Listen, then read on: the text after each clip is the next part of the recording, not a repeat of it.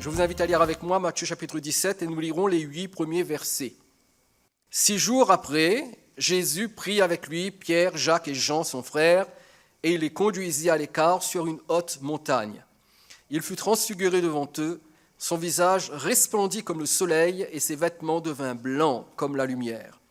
Et voici, Moïse et Élie leur apparurent s'entretenant avec lui. Pierre, prenant la parole, dit à Jésus, « Seigneur, il est bon que nous soyons ici. Si tu le veux, je dresserai ici 3 tentes, une pour toi, une pour Moïse et une pour Élie. » Comme il parlait encore, une nuée lumineuse les couvrit. Et voici, une voix fit entendre de la nuée ces paroles, « Celui-ci est mon fils bien-aimé, en qui j'ai mis toute mon affection, écoutez-le. » Lorsqu'ils entendirent cette voix, les disciples tombèrent sur leurs faces et furent saisis d'une grande frayeur. Mais Jésus, s'approchant, les toucha et dit, « Levez-vous, n'ayez pas peur. » Ils levèrent les yeux et ne virent que Jésus seul. Amen. Dans la première étude, celle de samedi dernier, nous nous étions arrêtés au verset 6 parce que nous visions un objectif bien précis, à savoir voir dans la transfiguration un avant-goût du retour de Jésus. Et 2 vérités avaient particulièrement retenu notre attention. Premièrement, nous avons vu que la seconde venue de Jésus révélera la plénitude de la gloire du Fils de Dieu. Et deuxièmement, nous avons également découvert que 3 types d'individus seront impliqués par le retour de Jésus. Tout d'abord, les croyants qui sont morts en Christ et qui ressusciteront lors de son retour. Deuxième catégorie d'individus, les croyants qui, au retour de Jésus, seront vivants, donc ils ne ressusciteront pas puisqu'ils sont vivants, mais ils seront transformés et ils seront enlevés lorsque Jésus reviendra. Et enfin, 3e catégorie d'individus, ceux qui ne croient pas, les non-croyants qui seront effrayés quand viendra le jugement. Eh bien, aujourd'hui, nous allons découvrir ensemble que la transfiguration est aussi là pour nous rappeler l'exclusivité du salut en Jésus-Christ. Ce qui signifie tout simplement que seule l'union avec le Fils de Dieu et le Fils de Dieu seul peut sauver une âme perdue. S'il y a Jésus plus autre chose, par exemple, s'il y a Jésus plus l'Église, s'il y a Jésus plus le pasteur, ou plus le prêtre, ou plus le pape, etc. S'il y a Jésus plus autre chose, il ne peut pas y avoir de véritable salut. Le salut ne se trouve qu'en Jésus seul. Et vous l'avez compris, la nature exclusive du salut en Jésus-Christ est illustrée par les 2 derniers versets que nous avons lus, le verset 7 et le verset 8, particulièrement le verset 8, « Ils levèrent les yeux et ne virent que Jésus seul ». Voilà une notion que nous avons besoin de comprendre, cette notion de Jésus seul. Mais avant de découvrir ce qu'implique la notion de Jésus seul, le salut exclusif en Jésus, avant de découvrir ce que cela implique, j'aimerais dire quelques mots sur le verset 3. Le verset 3 déclare « Et voici Moïse et Élie leur apparurent s'entretenant avec lui ». La question est, de quoi parlait-il ? De quoi parlait-il ? Moïse, Élie, qui subitement apparaissent dans la gloire avec Jésus, et ils s'entretiennent avec lui. Mais de quoi parlait-il ? L'évangile selon Matthieu ne le dit pas. Par contre, c'est l'évangile de Luc qui, rapportant le même événement, nous donne un détail supplémentaire. Luc chapitre 9, verset 31 déclare « Moïse et Élie qui, apparaissant dans la gloire, parlaient de son départ qu'il allait accomplir à Jérusalem. » Et ce n'est pas un hasard si le mot grec traduit par départ, c'est le mot « exodos ». Et quand je dis « exodos », à quoi pensez-vous ? À l'exode, bien évidemment, ce mot qui désigne la sortie du peuple d'Israël de l'enfer égyptien. Parce qu'ils ont vécu un véritable enfer en Égypte. Pendant de nombreuses années, ils étaient esclaves en Égypte. Et bien sûr, le mot « exode » désigne également le 2e livre de la Bible. Ce départ, ou cet exodos, cet exode, c'est la mort que Jésus allait subir sur la croix lorsqu'il monterait à Jérusalem. Et cette mort permettrait à l'homme qui est esclave du péché et en route vers l'enfer d'être délivré, tout comme Israël a été libéré de plus de 400 ans d'esclavage en Égypte. Ici, dans notre récit, Jésus se trouve sur le mont de la transfiguration, où il révèle sa gloire. Mais dans 6 mois, il se trouvera sur un autre mont. Il se trouvera sur le mont Golgotha, où les choses seront bien différentes de ce qu'elles sont en ce moment même sur le mont de la transfiguration. Et j'aimerais relever tout d'abord avec vous 6 contrastes. 6 contrastes entre le mont de la transfiguration et le mont Golgotha. Premier contraste.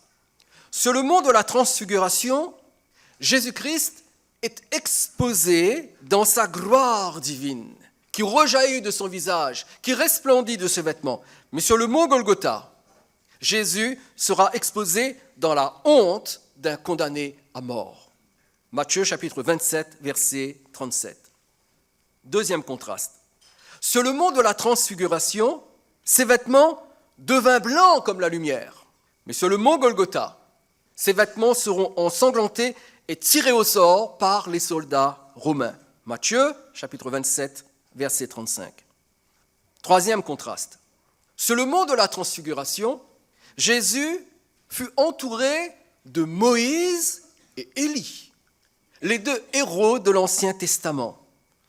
Sur le mont Golgotha, Jésus fut entouré de 2 brigands qui l'insultaient. Matthieu chapitre 27, verset 38 et verset 44. Quatrième contraste.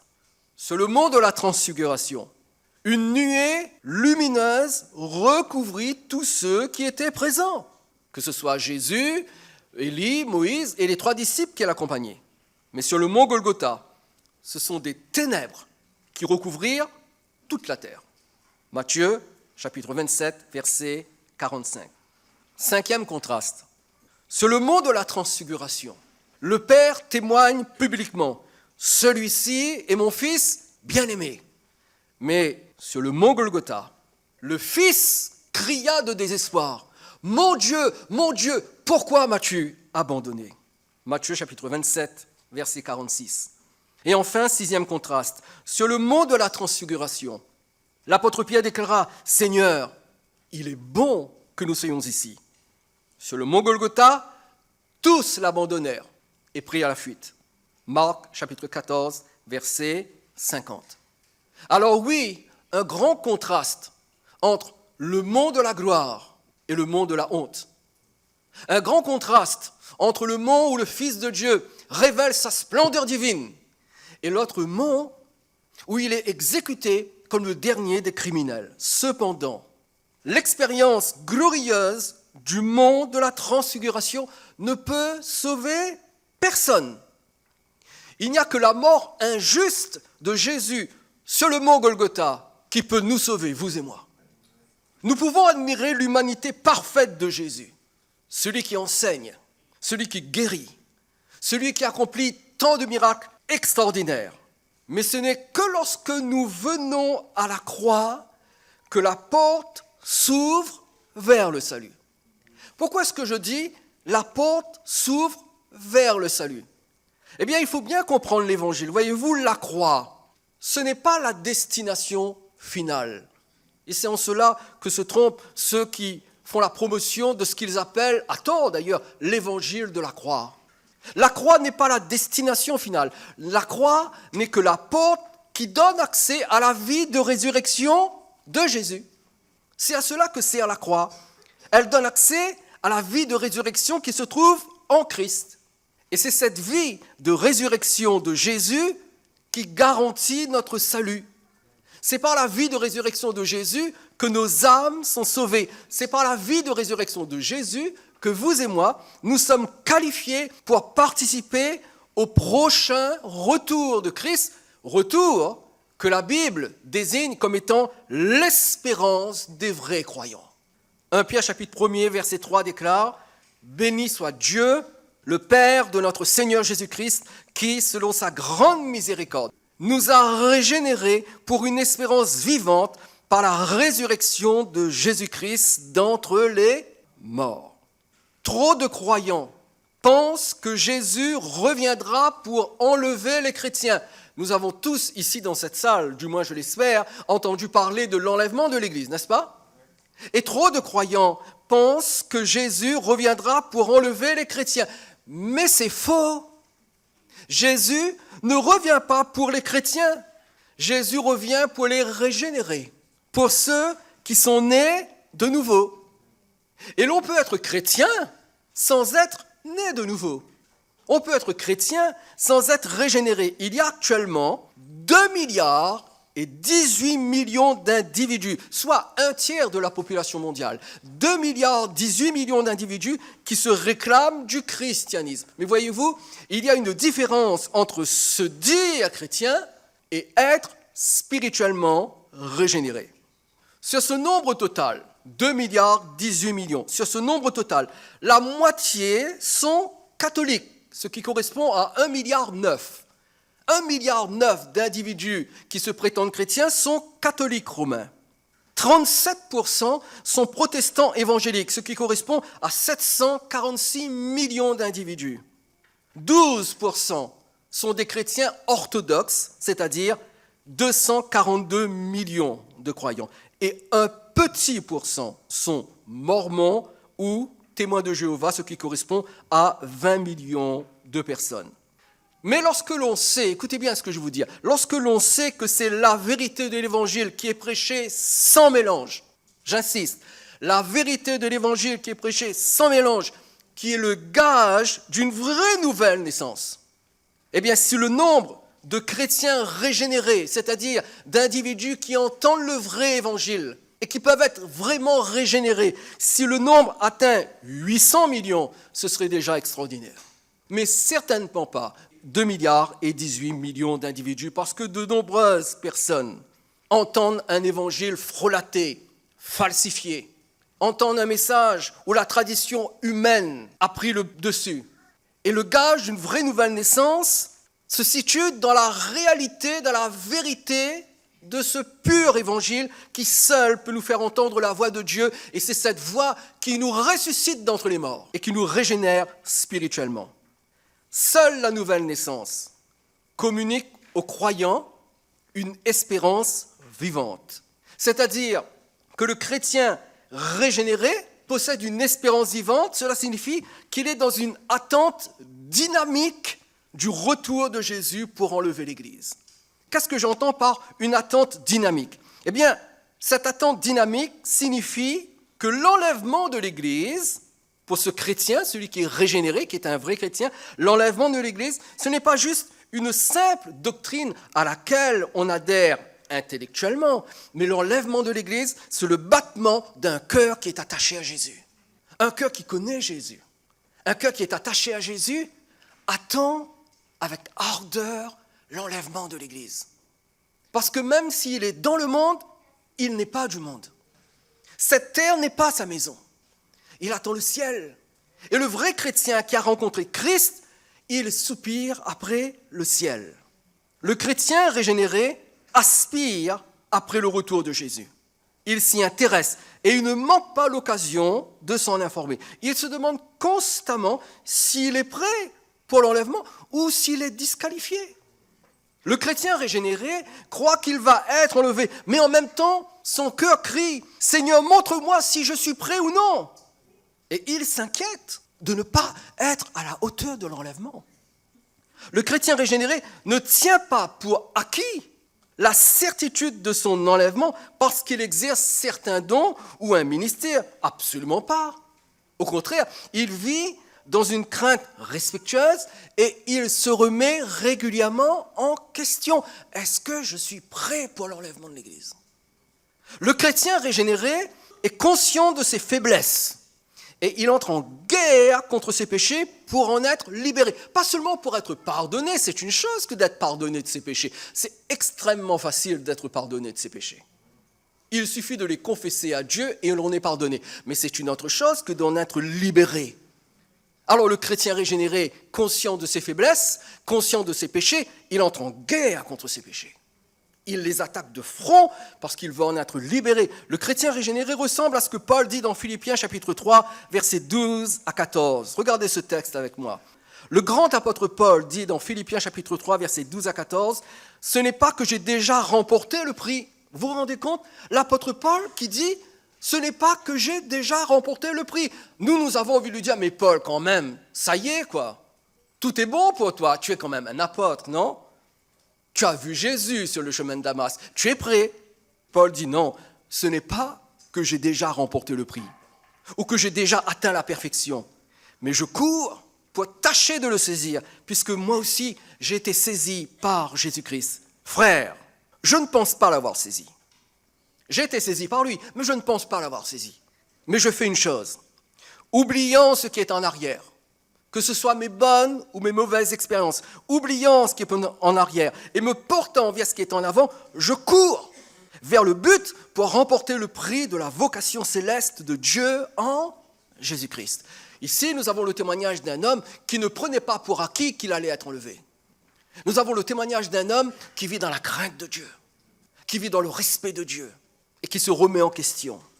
Et cette description du chrétien régénéré qui attend le retour de Jésus de façon dynamique est bien différente de l'attitude nonchalante du chrétien de non qui se satisfait peut-être de venir seulement à l'église. Le chrétien de non, le chrétien nominal, c'est le chrétien de non. Eh bien, le chrétien nominal, lui, il se contente de croire. Parce qu'on lui a dit que s'il croit, s'il confesse Jésus comme Seigneur, il n'ira pas en enfer, mais il obtiendra un aller simple vers le ciel. Et on cite Romains chapitre 10, verset 9. « Si tu confesses de ta bouche le Seigneur Jésus, et si tu crois dans ton cœur que Dieu l'a ressuscité des morts, tu seras sauvé. » Et encore beaucoup de croyants considèrent cette prière de confession comme une assurance vie éternelle anti-enfer.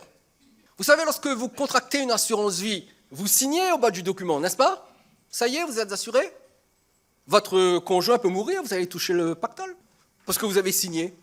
Et on croit que le salut, c'est comme cela. On signe, on fait une prière de confession, et ça y est, on est prêt. Mais voyez-vous, Paul ici dit quelque chose de très particulier. Et il faut se placer dans le contexte de ce que Paul dit ici. En fait, Paul se réfère à la confession de foi qui peut mener à la mort.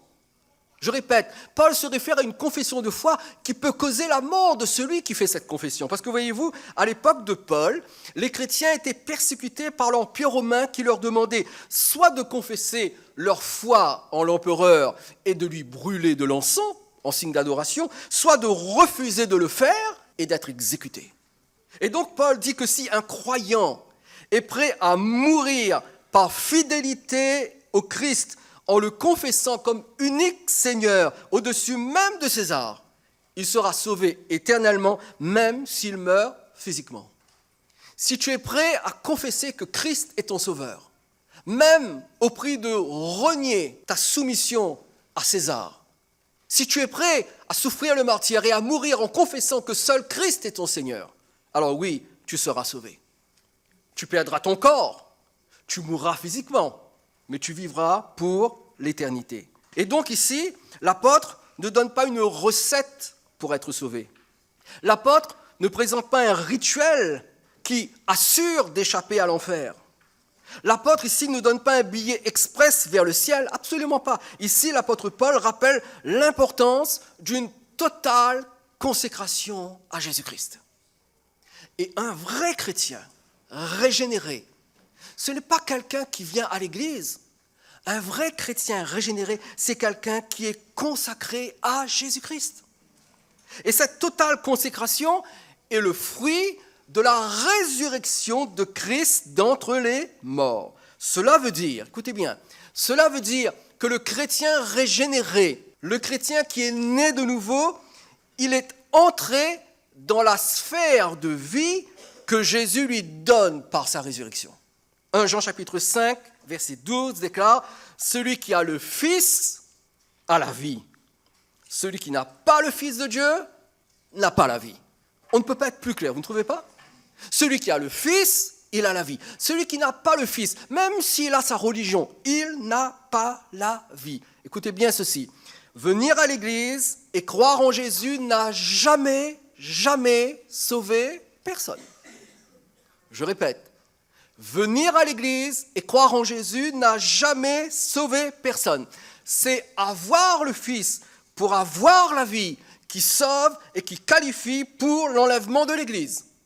Ainsi, j'affirme ce soir que nous ne devons pas confondre avoir le Christ et avoir une religion chrétienne. Si vous avez une religion chrétienne, et si votre religion chrétienne s'appelle libre accès, vous êtes perdu. Elle peut s'appeler Église catholique, elle peut s'appeler Mission, Salut et Guérison. Si vous n'avez qu'une religion, vous êtes perdu, parce qu'il faut avoir le Christ. Avoir une religion chrétienne, c'est adhérer extérieurement à des vérités telles que la naissance virginale de Jésus, sa mort sur la croix, sa résurrection, sa puissance pour guérir, pour sauver, etc. Et il suffit d'adhérer à ces vérités pour avoir une religion chrétienne. Et il y en a 2 milliards, 18 millions qui sont comme cela. Par contre, avoir le Christ, c'est être intérieurement uni à Jésus, du plus profond de son cœur, être intérieurement uni à Jésus en étant placé dans l'environnement de sa vie divine au point. On est tellement dans sa vie, dans l'environnement de la vie de Christ, qu'on est animé de ses pensées, animé de ses sentiments, animé de ses perspectives, animé de ses dispositions. Et la Bible dit que celui qui est en Christ, il est une nouvelle création. Jésus devient le centre de tout. Nous aimons ce qu'il aime, nous voulons ce qu'il veut, sa présence devient l'air que nous respirons, sa parole est la nourriture dans laquelle notre vie puise sa force et se développe. Bien sûr, nous continuons à vivre une vie normale au sein de notre famille. Nous apprécions le bon vin rouge, le bon rôti de poulet. Nous apprécions d'aller à la plage. Nous apprécions de regarder Colombo, mais seulement Colombo. Nous apprécions une vie normale avec nos proches, une vie normale dans notre travail. Nous prenons des congés, nous allons en vacances, nous touchons notre salaire, mais une motivation nouvelle nous anime, plaire au Christ et lui obéir dans l'humilité et dans l'amour. Alors qu'autrefois, nous faisions uniquement tout ce que nous voulions faire. N'est-ce pas comme ça que nous vivions autrefois ? Nous faisions uniquement ce que nous voulions faire. Et il faut dire la vérité, il y a beaucoup de choses que nous voulions faire, que nous aimions faire, qui n'étaient pas bonnes du tout. Mais depuis que nous sommes régénérés, depuis que nous sommes entrés dans cet environnement de vie divine, depuis que nous sommes entrés dans la sphère de la vie de résurrection de Christ, eh bien le péché est devenu pour nous une cause de souffrance pour notre conscience qui ne cesse de s'attendrir au contact de la vérité. Et un chrétien régénéré, plus il avance avec Jésus, plus il est nourri de la parole de Dieu, plus il souffre. Plus il souffre. Plus il est conscient de l'attrait du péché, il est conscient de la présence des convoitises, il est conscient que le péché est comme un aimant qui exerce un attrait sur lui et il est malheureux parce qu'il ne veut pas tomber dans le péché. Nous sentons combien Dieu est attristé par nos péchés et nous les combattons avec vigueur. Pourquoi ? Parce qu'en étant régénérés, en étant dans la sphère de vie divine de Christ, nous aspirons à la pureté, nous aspirons à la sainteté, tant dans nos pensées que dans nos paroles et dans nos actes. Et ce n'est pas quelque chose que nous pouvons produire par nos propres forces. C'est totalement impossible d'être pur par ses propres forces. C'est un miracle de la grâce de Dieu qui nous transforme de l'intérieur, qui transforme le fond de notre cœur, qui nous donne un cœur nouveau. Et alors que nous renouvelons notre intelligence avec la parole de Dieu, nous avons de plus en plus ce désir de vivre une vie pure, une vie sainte. Celui qui a le Fils a la vie. Cela signifie que le Christ met en nous sa vie de résurrection, laquelle vie de résurrection exerce dans notre esprit un attrait continuel et nous fait désirer les réalités célestes et spirituelles. Colossiens chapitre 3, versets 1 à 3 déclare « Si donc vous êtes ressuscités avec Christ, cherchez les choses d'en haut, où Christ est assis à la droite de Dieu. Attachez-vous aux choses d'en haut et non à celles qui sont sur la terre, car vous êtes morts. Et votre vie est cachée avec Christ en Dieu. » Le chrétien régénéré n'est pas un mystique, mais il désire les vérités spirituelles. Alors il se met à chercher et à s'attacher aux choses d'en haut, c'est-à-dire il cherche et il s'attache aux valeurs du ciel où se trouve le Christ. Il continue à vivre sur terre, une vie normale, mais il s'attache aux valeurs célestes.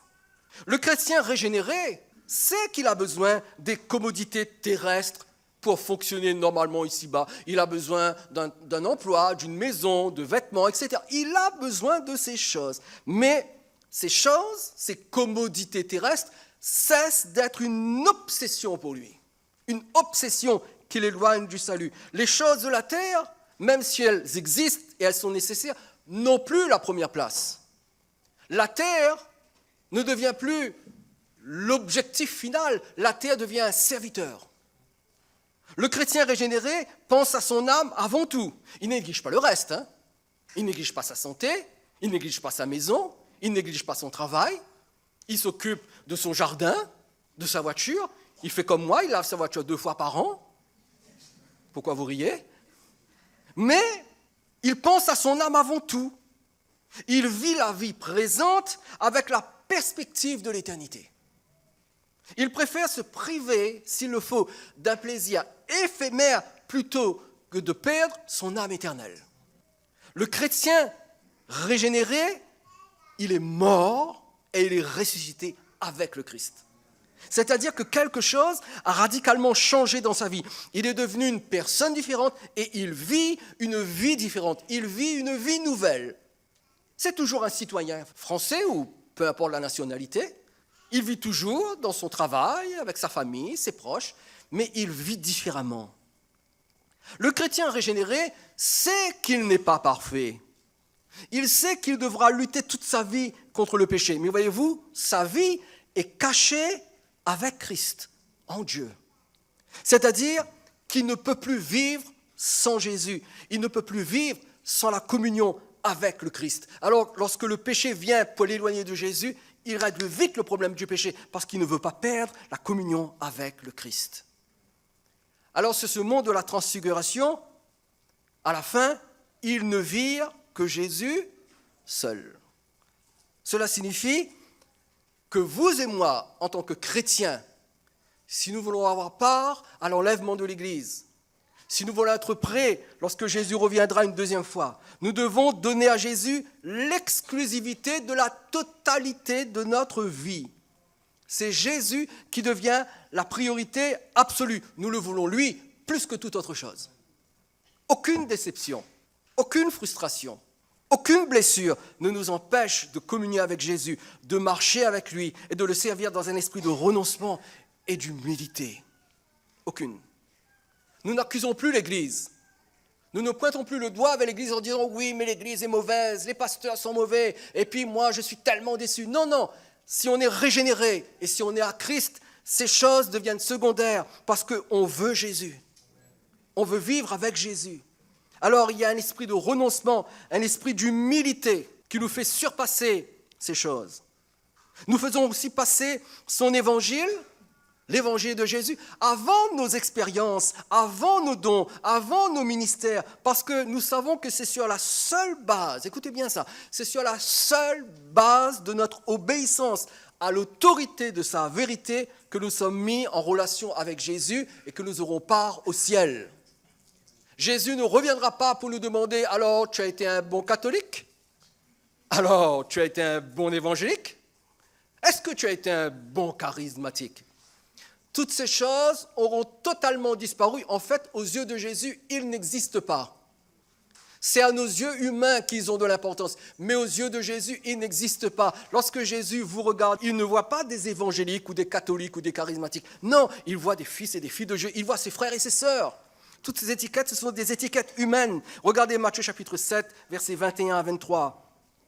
Ceux qui me disent « Seigneur, Seigneur » n'entreront pas tous dans le royaume des cieux. Excusez-moi, mais je suis obligé de vous le rappeler. Il y a 2 milliards 18 millions d'individus actuellement sur Terre qui disent « Seigneur, Seigneur ». 2 milliards 18 millions. Mais ceux qui me disent « Seigneur, Seigneur » n'entreront pas tous dans le royaume des cieux, mais seulement celui qui fait la volonté de mon Père qui est dans les cieux. Pas celui qui accomplit ce que sa religion lui dit. Pas celui qui est soumis à son église catholique, à son pape, à son prêtre, à son pasteur évangélique, à son prophète et à son apôtre. Non, non. Uniquement celui qui fait la volonté de mon Père qui est dans les cieux.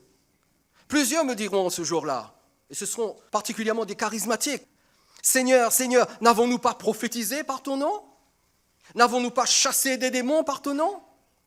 Et n'avons-nous pas fait beaucoup de miracles par ton nom ?» Verset 23. « Alors je leur dirai ouvertement, je ne vous ai jamais connu. Retirez-vous de moi, vous qui commettez l'iniquité. » Voilà donc des chrétiens qui avaient des expériences, des dons et des ministères, mais qui ont raté la chose la plus importante, l'obéissance à la volonté du Père dans le ciel. Pas l'obéissance à l'Église et à la religion terrestre, l'obéissance à la volonté de Dieu dans le ciel, obéissance que nous découvrons dans l'évangile de Jésus-Christ. Les chrétiens de nom, qui s'appuient sur leur charisme, sur leurs expériences, auront une mauvaise surprise au jour du jugement, parce que seul comptera leur obéissance ou non à la volonté du Père qui est dans le ciel. Pas leur charisme, pas leurs dons, pas leurs exploits, pas ces choses qu'ils font qui leur permettent d'avoir une carte de visite en tant qu'apôtre, prophète, prêtre, pape. Non, leur obéissance à ce que Jésus dit. Pour conclure, je dirais que notre participation à l'enlèvement de l'Église, voulez-vous être enlevé quand Jésus reviendra? Notre participation à l'enlèvement de l'Église quand Jésus reviendra dépendra d'une seule chose, et une seule. Notre vie est-elle cachée avec Christ en Dieu? C'est la seule condition. C'est l'unique condition, rien d'autre. Est-ce que notre vie est cachée avec Christ en Dieu? C'est pour cela que l'apôtre Paul ajoute dans Colossiens chapitre 3, verset 4, et lisez bien ce verset. « Quand Christ, votre vie, paraîtra, alors vous paraîtrez avec lui dans la gloire. » Quand Christ, votre vie, paraîtra. Pas quand vous aurez accompli tout ce que votre religion demande. Pas lorsque vous serez parti aux Journées mondiales de la jeunesse sous le patronage de Monsieur le Pape. Pas parce que vous êtes allé dans telle église et que le pasteur a prié pour que les gens se roulent par terre et se croient délivrés. Non, quand Christ, votre vie, paraîtra. Posons-nous la question. Jésus est-il un concept religieux auquel nous avons adhéré, ou bien est-ce que Jésus est notre vie? Jésus est-il votre vie, ou bien vous contentez-vous de venir à l'église? Est-ce que vous vous reposez sur votre religion chrétienne, sur votre église, qu'elle soit catholique, évangélique, charismatique, peu importe, ou est-ce que vous vous reposez sur Jésus seul? Si la réponse est Jésus seul est ma vie, alors le Christ vous dit ce qu'il a dit aux disciples au verset 7. « Levez-vous, n'ayez pas peur, mettez-vous debout, c'est pour vous que je reviens, parce que je suis votre vie. Et si je suis votre vie, lorsque je reviendrai, vous serez attirés vers moi, comme le fer vers l'aimant, parce que je suis votre vie, ma vie est en vous. Quand je viendrai, ma vie attirera votre vie. Et vous serez attirés vers moi. Donc, le Seigneur vous dira, levez-vous, n'ayez pas peur. Mais si ce n'est pas le cas, vous avez des raisons de trembler dès maintenant. Tremblez dès maintenant. Parce que je ne donne pas cher de votre âme. Pourquoi est-ce que je dis cela? Vous avez compris que nous ne faisons pas de clientélisme à l'Église Libre Accès. Nous ne disons pas des choses religieuses pour vous plaire, pour vous chatouiller les oreilles. Nous vous disons la vérité parce que nous aimons vos âmes. Nous voulons le salut de vos âmes. Et le salut de vos âmes ne repose pas sur le fait que vous venez ou non à l'église. Non, le salut de vos âmes repose sur Christ est-il votre vie? Christ vit-il en vous? Votre vie est-elle cachée avec Christ en Dieu? Si ce n'est pas le cas, la décision vous appartient. C'est à vous ce soir de cacher votre vie avec Christ en Dieu. Ne vous reposez pas sur votre baptême. Ne croyez pas que parce que vous avez été baptisé il y a un jour que vous êtes, ça y est, c'est fait, je vais au ciel. Bon, j'ai ma petite carte de baptême, voilà mon diplôme, c'est mon baccalauréat pour le ciel. Ne vous appuyez pas sur cela. Parce que voyez-vous, Jésus ne viendra enlever que ceux qui ont sa vie en eux. Et il faut qu'il y ait cette résonance. la résonance entre le Christ qui vient dans la gloire et la vie qu'il a mis en vous. Et s'il y a la même vie en vous qu'en lui, vous serez attirés vers lui. Mais si sa vie n'est pas en vous, vous serez attirés par autre chose et vous descendrez. Mais si vous voulez monter, il faut que Christ soit en vous et que sa vie soit en vous. C'est à vous de prendre la décision ce soir.